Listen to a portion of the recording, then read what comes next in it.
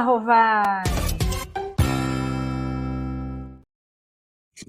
Fala, Rovai, o editorial do Fórum 11:30, queridas, queridos e querides, alertado pelo nosso embaixador da Fórum em Brasília, Vitor Sarno, fui ler com atenção, com mais atenção, uma entrevista publicada na Folha de São Paulo, de hoje, né, uma entrevista do governador Eduardo Leite, feita por Paula Soprano e Matheus Teixeira. Eduardo Leite, o governador do Rio Grande do Sul, entre outras coisas, assume nessa entrevista, né, olha, vejam só, que ele não levou em consideração os avisos, os alertas de órgãos vinculados ao próprio governo sobre a possível catástrofe que aconteceu no Estado, porque ele tinha outros problemas, como a questão fiscal. Quando a gente discute que, para um liberal, é mais importante, quando a gente fala que é mais importante o lucro e uma planilha de Excel falando de superávit do que a vida humana, é disso que a gente está falando. Não é de outra coisa. Eduardo Leite admite que trocou o superávit fiscal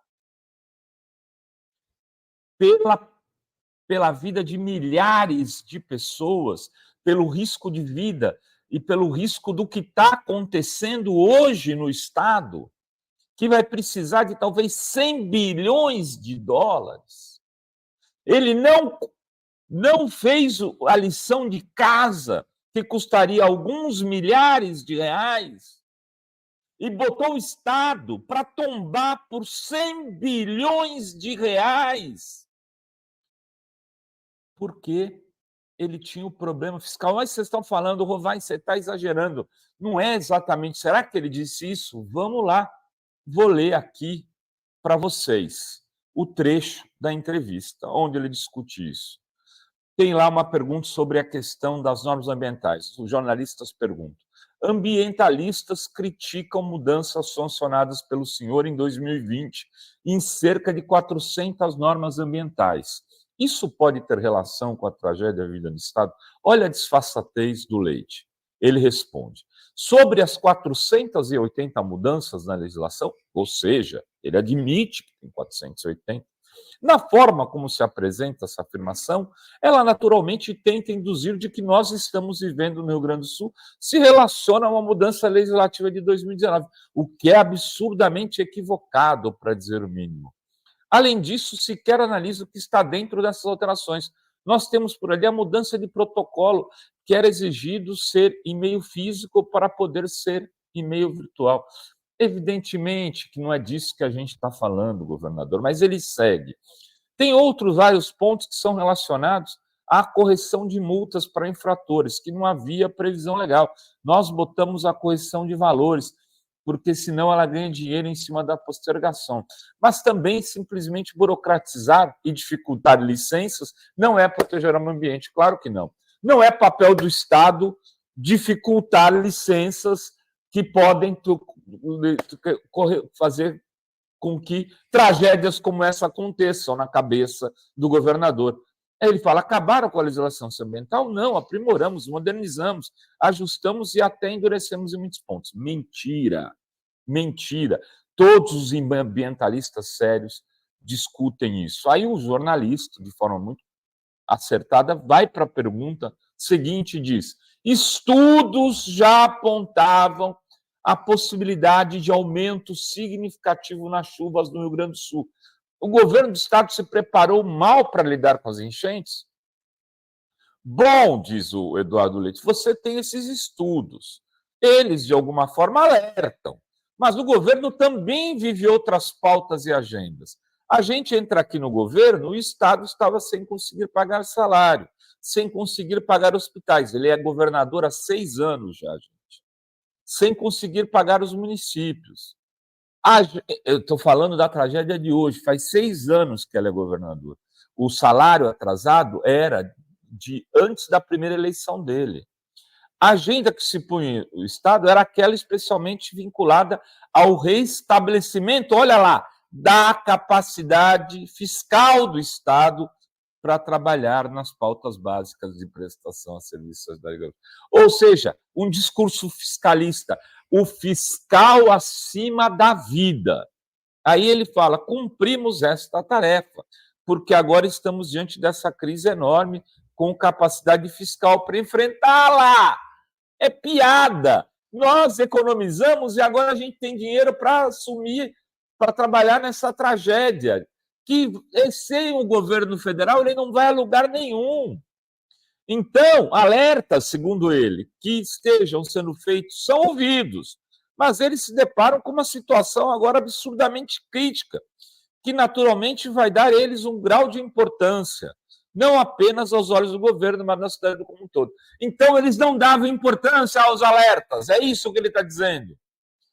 Aí, esses alertas deveriam ter sido mais ouvidos, pergunta o jornalista. Claro que é uma pergunta óbvia. Muitos alertas se revelam agora especialmente relevantes. Muitos alertas foram feitos e não se consumaram também. Alerta, governador Eduardo Leite, é para as pessoas ficarem alertas, é para elas tomarem medidas de prevenção. Pode vir a acontecer uma tragédia, diz o alerta. Você previne para, se caso acontecer, você não tem problema. Não quer dizer que todo alerta tem que se consumar. É muita cara de pau. É muito descompasso com a defesa da vida humana. Ele continua, então, naturalmente, vamos estruturar o poder público para que a gente possa receber esses alertas, tentar depurar o que é crítico e o que não é tão assim. Na verdade, ele ainda continua defendendo que não se faça nada em relação a alguns alertas. Aí ele joga para fora da responsabilidade dele. Não é governante de plantão sozinho que vai conseguir fazer isso. O Estado não tem que ter a ver, tem que deixar... Aí ele fala, por isso criei o Comitê Científico de Adaptação e Resiliência, para nos ajudar a entender. O Estado é um detalhe, desculpa, na visão dos neoliberais, dos liberais, e que tem hoje como grande líder Eduardo Leite, do Rio Grande do Sul. O Leite é um democrata? Sim, o Leite é um democrata. O Leite é um extremista de extrema-direita? Não, ele não é um cara de extrema-direita. Mas ele é um extremista liberal.